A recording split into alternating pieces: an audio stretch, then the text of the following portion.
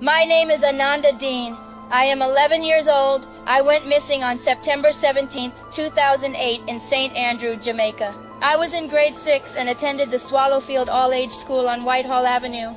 After school bell rang, I left school and was heading home to my aunt's house in Grants Pen, St. Andrew. I took a bus heading home, but something really bad happened to me on the way. I didn't reach home.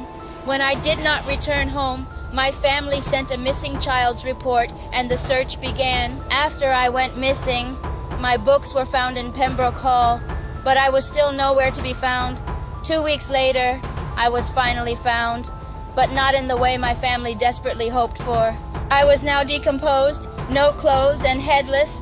I was dumped in the bushes in Cypress Hill in Belvedere, St. Andrew. The remains of my head was later found nearby. What could I have done to deserve this horrible fate? Autopsy showed that I had been sexually assaulted and brutally unalived. Someone took my life and changed my family's lives forever. No one has been charged for my untimely demise, and the investigation is now closed. Whoever did this to me is still out there hunting, along with many others. So in my memory, the Ananda Alert System was founded and became operational in May 2009 to try to prevent tragedies like mine and to help to ensure the safety of Jamaica's children. We all need justice.